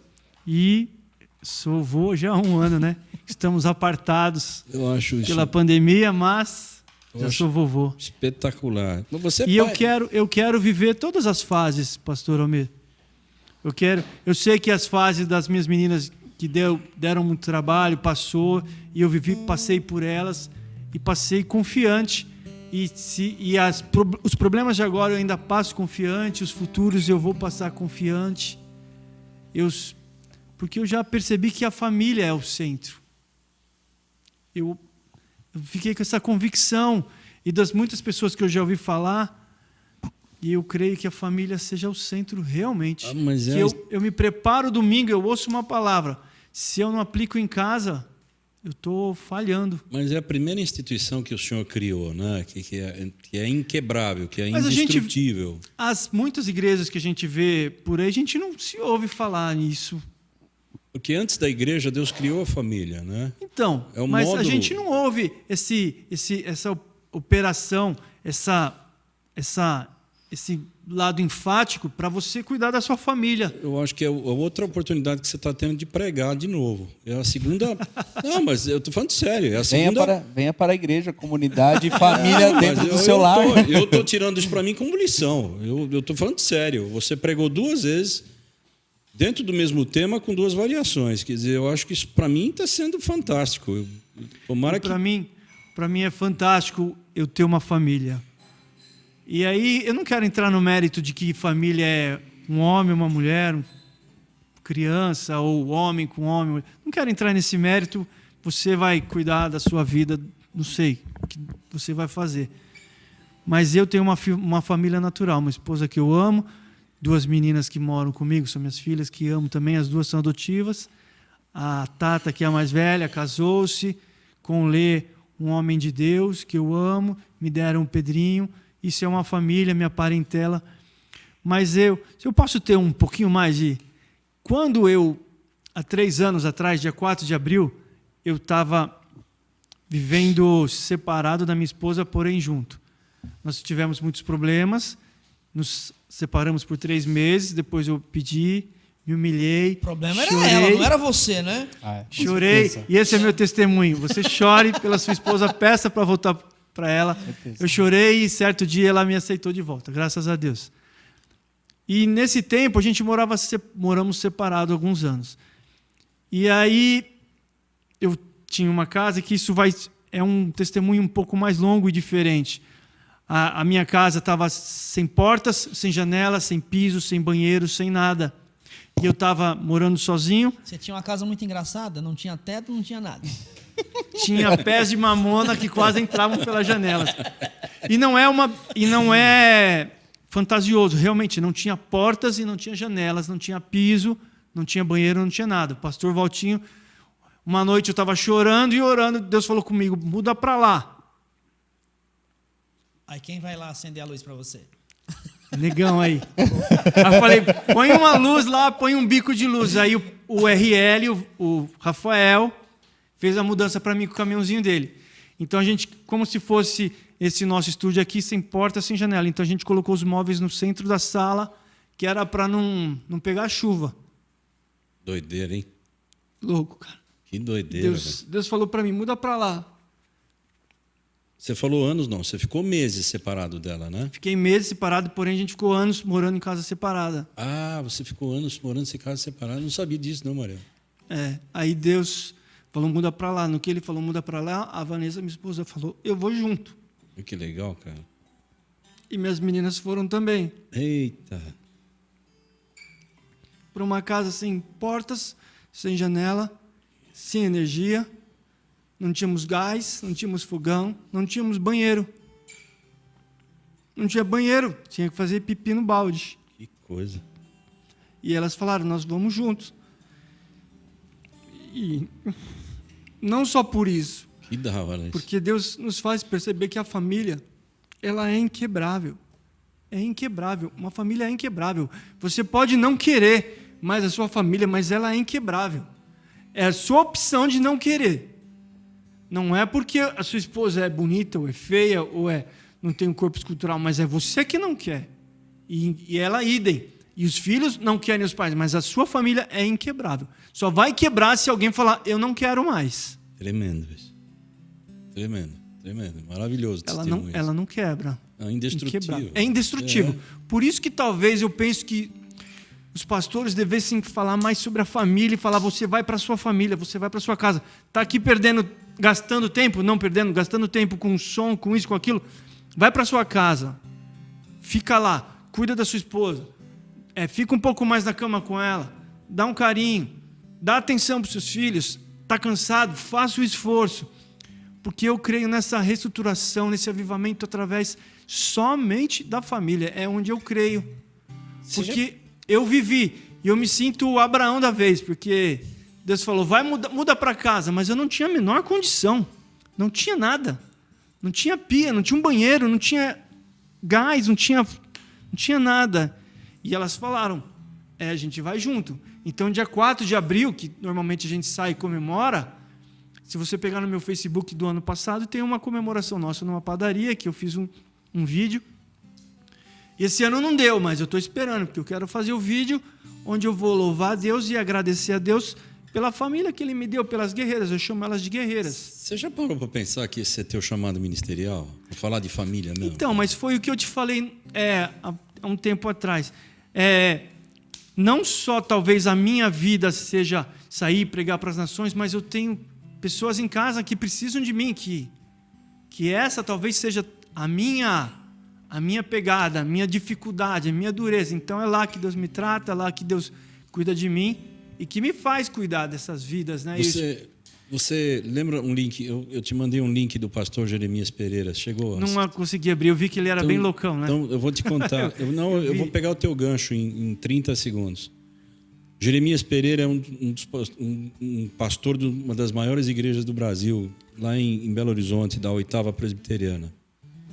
Cara, toda vez que ele prega, toda vez que ele sai, e ele é muito convidado, ele é muito... o cara é muito fera. Ele sai para pregar para tudo quanto é lugar do Brasil. Antes dele pregar, ele fala 20 minutos da família dele. Aí eu queria pegar esse gancho. Cara, ele fala... Ele deve ser um pouco mais velho do que eu, acho que uns 3 ou 4 anos talvez. Deve ter uns 63 anos por aí. Mas é loucão, é demais ele, demais. Ele apresenta a família dele toda vez que ele vai pregar 20 minutos. E ele ficou viúvo muito novo, com 4 homens em casa, 4 garotos. 4 rapazes. Hoje os caras são crescidos, casados e tal. E, cara, ele contar o testemunho, você chora. Você chora. Ele ficou sozinho. Depois ele casou de novo. Depois de alguns anos, ele casou. Mulher virtuosa, bacana. Ele fala da primeira e da segunda esposa. Cara, que tremendo é o testemunho. Você tem que ouvir. Me identifique. Eu me identifiquei com o que você falou. Quando eu acho que você tem esse lance de ser pastor de família. Quando nós conseguimos estabelecer o primeiro banheiro, que a porta ainda não estava colocada, as meninas iam tomar banho e falavam, pai, fecha a porta para mim. Então era aquela só de empurrar a porta assim, sem abraçadeira, sem travas. Isso é uma aventura, cara. Vocês vão contar a vida inteira. Mas, Marião, eu vejo uma coisa muito interessante nisso que você fala, porque é o seguinte, você fala assim, não, mas eu tenho que contar isso para elas. Elas são as maiores detentoras dessa história. Sim. Da mesma forma que quando a gente mudou para Atibaia, quando meu pai catou, a gente tinha um Uno verde. E aí meu pai catou, vendeu esse Uno para ter um caminhão. Como é que a gente vai fazer para ir todo mundo para a igreja num caminhão? A gente metia um sofá lá dentro. Então a gente não tem história. Talvez a gente não tenha história das viagens que a gente fez. Talvez a gente não tenha história de quantas vezes a gente foi comer fora. Mas a gente tem história do caminhão.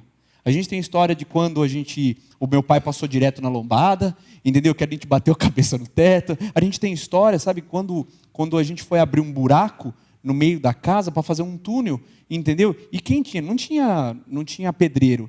Tinha gente que pegava o carrinho, aí o André é torto assim, eu sou torto assim porque o carrinho era torto, entendeu? Entortou todas as costas dos 3, entendeu? Dos 4. E talvez a gente não tenha história de coisas que a gente falou assim, tá sobejando, tá isso, tá aquilo. Talvez foi o momento dos mais marcantes que a gente tem até hoje, foi quando a gente já não tinha mais dinheiro nem para comer. Meu pai falou assim, vem todo mundo aqui, existe essa pasta cheia de conta. A gente não tinha não tinha uma pasta só, não. A gente pegou aquela pasta Poliondas, que era cheia de gavetinha para poder numerar todas as contas. E aí ele falou assim, ó, hoje é o último dia, porque senão cortam a nossa luz, cortam a nossa água, porque comida a gente já não tem mais, então a partir de agora a gente vai orar. E era 8h30, 9h da manhã foi quando a gente orou por essa... Porque a gente já não via mais situação. Então vamos orar pelas contas, pelo menos para elas ficarem com saúde, né, as contas. E às 2h alguém bateu na nossa porta, sabe? E o milagre aconteceu ali. Essa história, esse legado, que talvez... esse legado é o que o meu filho vai escutar quando ele... Sabe, um momento da vida dele, ele vai falar assim, olha, porque aconteceu isso, isso, isso. As suas filhas vão escutar isso. Agora, não sei quantas pessoas vão escutar, mas porque tem um monte de gente no mundo dizendo assim, minha mulher não faz sexo mais comigo, então é melhor eu ir embora, eu procurar outra. Porque a minha mulher já não cozinha mais, ela já não se perfuma mais, agora ela já está gordinha, ela era magrinha, aí ela era isso, e todo mundo tem um motivo para ir embora. Hoje, se a gente pegar os motivos para ir embora, eles só não podem ser maiores do que o motivo para ficar. E o motivo para ficar é a família. O motivo para ficar. Por que você não pegou as tuas coisas e foi embora? Porque você amava mais a tua família. E Deus te fez mais amar a tua família do que propriamente os motivos para ir embora. Aí eu falo também, tá bom? Eu queria tocar uma música. Qual a música? Eu queria tocar Gênesis do Catos Barneia. Opa, vamos lá, é verdade, hein? Essa é difícil. Só o rei doido. É tipo música do Legião Urbana. Toca aí, pô, se eu lembrar. Essa daí tem bastante teclado, essa daí. E cara, eu cruzei, quantas vezes eu cruzei com o Simeon, rapaz, no tempo de renascer. Eu não sei uma música dele. Vocês lembram dela inteira? Toca aí, pô. Se eu errar na letra, vocês... Mais do que a gente errou até agora. Mais do que a gente... Cantamos até hino russo aqui agora, pô.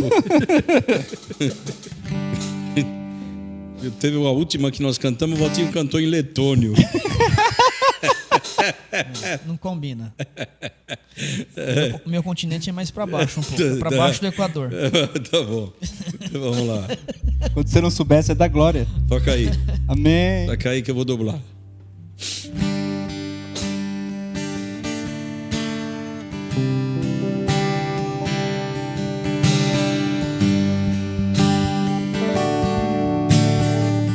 Pode abrir eu também. Você me pergunta quem sou, onde estou, pra onde vou. Sou nascido de Deus.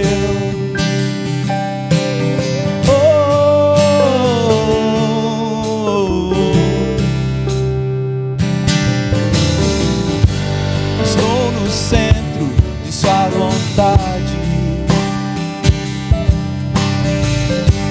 O vento sopra aonde quer.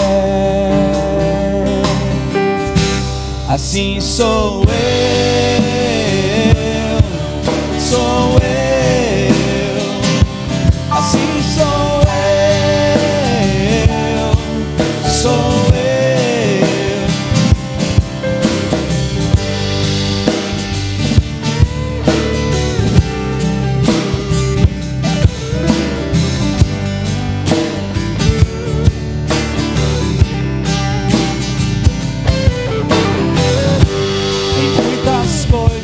Você acreditou,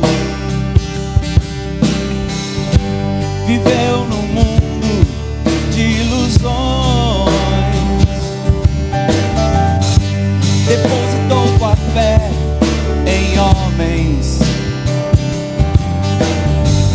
que não pode responder suas orações. Acredite, o sol a terra e o mar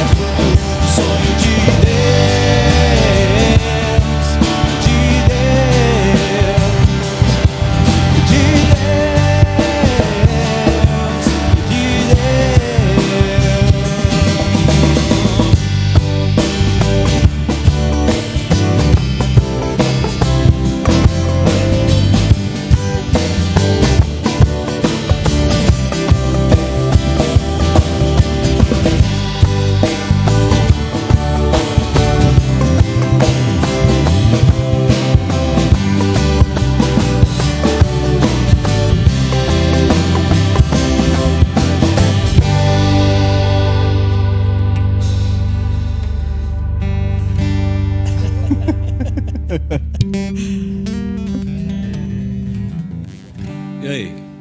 Chegamos? Chegamos em que ponto? Pandemia não presta, diabo não presta, família é tudo de bom. Vá para casa, cuide dos seus pais, cuide dos seus filhos. E vamos definir próximo encontro, próximo debate. Limitar o tempo do Valtinho. Tem que ter uma campainha. Você falou da capela de Westminster, né? Eu tenho a impressão, não. Eu tive em Londres, né? Porque o André morava lá.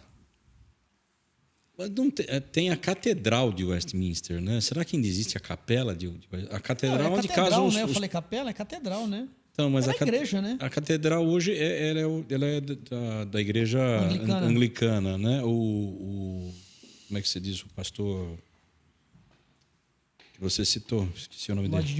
Martin Lloyd Jones. David Martin Lloyd Jones. Ele ministrava nessa igreja? Ele foi pastor lá durante 30 anos. É mesmo, cara? Durante 30 anos. Ele substituiu o pastor, esqueci o nome, não sei o que, Morgan, se não me engano. Ele era galês, né? Médico formado de formação. Aí ele começou numa igreja presbiteriana no País de Gales. Depois ele veio para ser pastor auxiliar em Westminster. Aí depois ele assumiu o pastoreio e pastoreou durante 30 anos. Legal, isso. Bacana. Então, assim, é um dos... Assim, leio muita coisa dele, gosto muito. Da história da igreja, são, assim, mais recente ele. Gosto muito também da história do Atanásio. São pessoas, assim, que eu... Coisa, né, tenho muita identificação. Porque... Países que foram celeiro de pregadores hoje são um terror.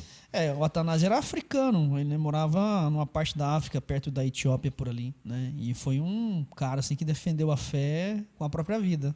Quando foi isso? O Atanásio, ele é de que século? É dos primeiros séculos, eu não sei se ele é do século III ou IV, por aí. Né? Ele é da época não sei se é isso, da época porque ele teve presente no Concílio de Nicéia, quando estavam lá brigando entre arianos e aqueles que defendiam a fé ortodoxa. Ele era o secretário do bispo de Alexandria, que estava presente no Concílio de Nicéia. E ele viveu a vida dele toda defendendo esse concílio, porque, de alguma maneira, defendia a ortodoxia, a tradição da fé cristã. Né? Tem muito cara fera. Tem muita a história gente dele fera. Eu gosto demais. Eu gosto cara. muito, muito, muito. A gente tem que fazer uma história, nem que seja na nossa casa, né? Mas é a realidade. E isso é interessante. Agora vamos terminar. Você falou que eu falo demais. Mas, gente, se a gente pensar sobre tudo isso, é só a gente olhar para o cristianismo, porque às vezes a gente acha que o cristianismo é algo que nasceu ontem. A gente tem mais de 2000 anos de história. É verdade. Né? Verdade. Então, durante esse período, todas essas questões que a gente trata, elas foram relevantes na igreja. Né? Elas foram relevantes e elas foram importantes na vida da igreja. Então, eu penso assim, a gente tem que caminhar para frente, mas sempre sabe, igual você está dirigindo o carro? A igreja caminha para frente, mas com um olharzinho no retrovisor, né? A gente tem que olhar para trás, porque se a gente tivesse essa preocupação, muito daquilo que a gente vive... Se você falar de família, estuda os puritanos, que você vai entender o que eles entendiam de família, o que eles entendiam de igreja, de servir ao Senhor... Né? Então, são coisas que às vezes a gente despreza e a gente não conhece, e a gente não vive, porque são coisas que alguém já viveu lá atrás. Não é nada novo disso que a gente vive, disso que a gente fala. São experiências que as pessoas já tiveram, as mesmas dificuldades já tiveram. Né? E tem muito a nos ensinar. É que, infelizmente, às vezes a gente não tem esse olhar no retrovisor, né? De olhar para trás e aprender com a nossa própria história de cristão. Né? Então, eu acho isso muito, muito importante.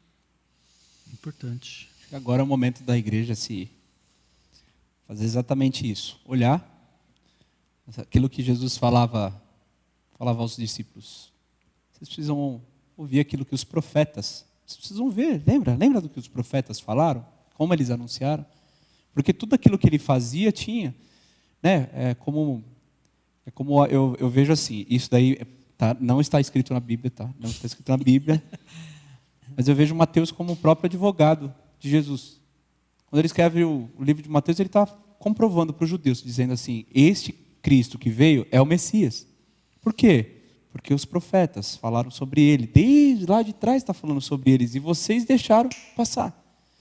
E uma das coisas que mais me pega nesse momento é que se a gente está vivendo, se a gente vai viver ou não vai viver, eu acredito que nós vamos viver um grande avivamento. Eu acredito. Porque o avivamento ele vem numa época onde o país estava lá embaixo. Eu não quero deixar ele passar. Sabe, eu fui num evento do Descend. Ele não é um avivamento para mim. Por quê? Porque lá eu fui em Colindale, eu fui no Benny Hinn, eu fui em conferências em estádios. Eu fui na marcha. Hã? Quem te levou? A igreja.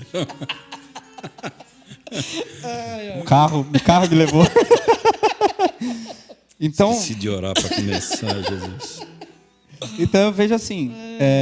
Ela tem que acabar que está terminando o efeito do remédio dele. Está passando o efeito do remédio, gente. Eu vejo. Vocês vão falar, pô, mas era avivamento. Não era avivamento. Mas eu vi grandes coisas lá que forjaram muito meu caráter hoje como cristão. Não pergunte nada para mim. Nada. Não. Se eu falar aqui, vai estragar tudo. Entendeu? Você acha Então, que talvez esteja, assim, uma redundância e a gente pode até ser odiado por isso ou criticado? Você acha que estão chovendo no molhado? Gente, eu vejo assim, não é a primeira crise que cristãos passam. E não vai ser a última. Mas a gente não está vivendo uma crise Não, eu por falo, ser cristão. Não, sim, não, mas não, tô falando uma crise que faz parte do contexto mundial. Sim. Nós estamos inseridos nesse contexto, não tem como a gente fugir dele. Eu estou dizendo assim, eu não né, deve ter alguma coisa que fala sobre isso, sobre essas coisas, sobre essas questões. Mas se a gente pensar em situações que já aconteceram, né, e como a igreja reagiu, né, e qual foi o fruto disso, eu tenho uma vaga lembrança do episódio, acho que se eu não me engano, na Segunda Guerra, que Wesley, no caso, não sei se é a Segunda Guerra, mas uma época que a França estava querendo invadir a Inglaterra.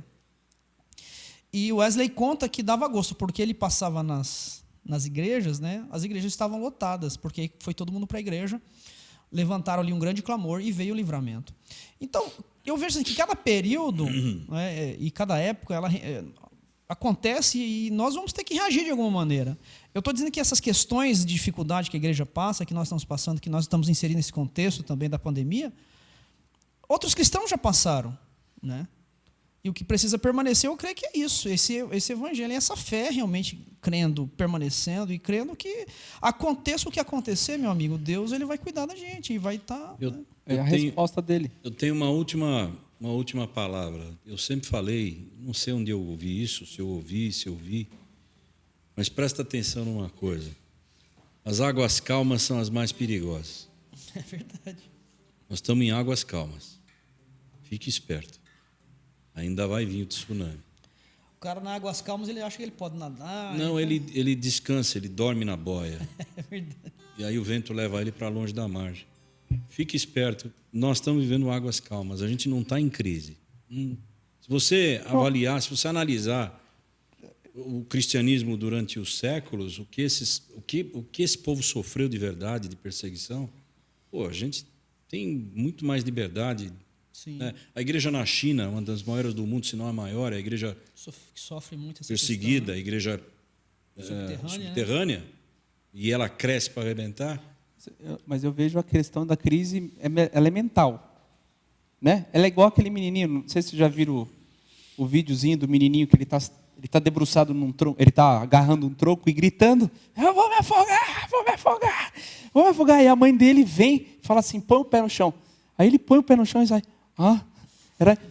Tipo, você vai falar assim, a gente está numa crise? Não está vivendo uma crise. Mas talvez esse momento requer uma resposta cristã.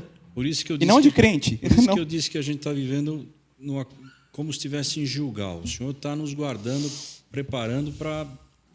Porque Ele vai dizer, agora vai todo mundo. Não estou preparado. Não interessa, eu dei tempo para vocês se prepararem. Agora vai. Vamos para a guerra. Agora vai. Então eu acho que a gente está em águas calmas. Encerro minha participação. Rafael, faz as considerações. Posso dar uma...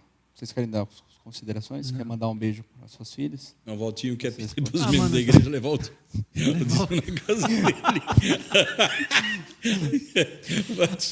Valtinho começa. Eu queria mandar um abraço para John Wesley.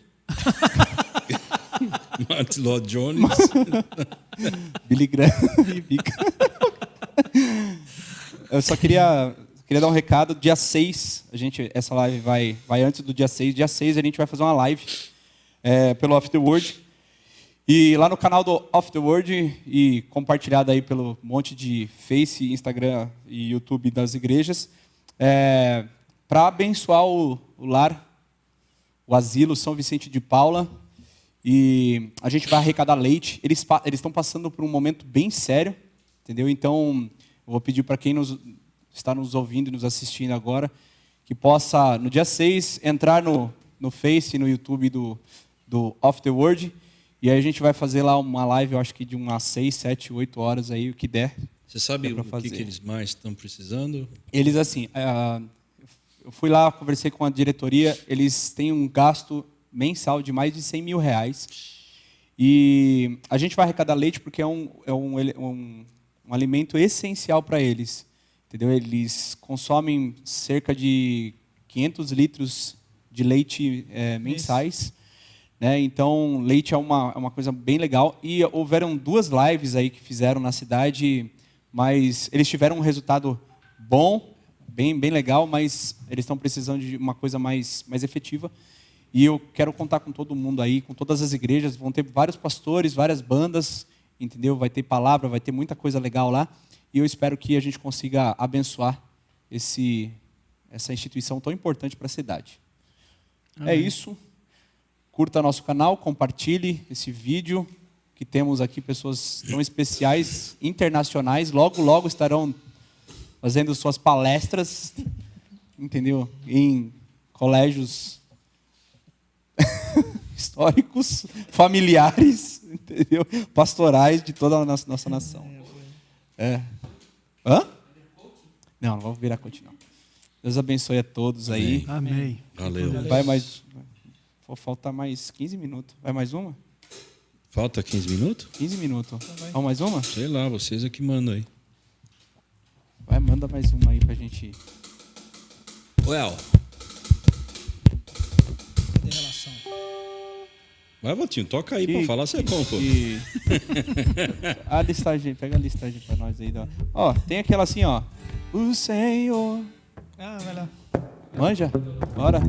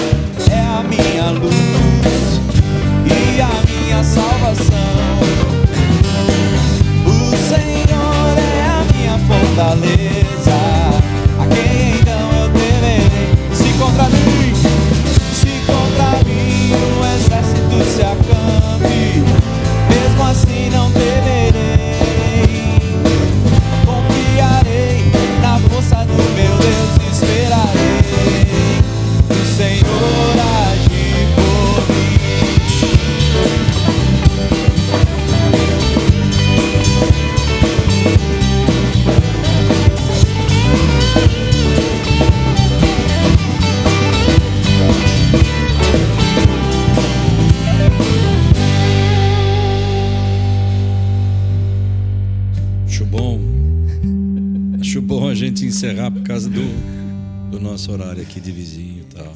Beleza? É isso aí, pessoal. Valeu. Deus abençoe. Até a próxima.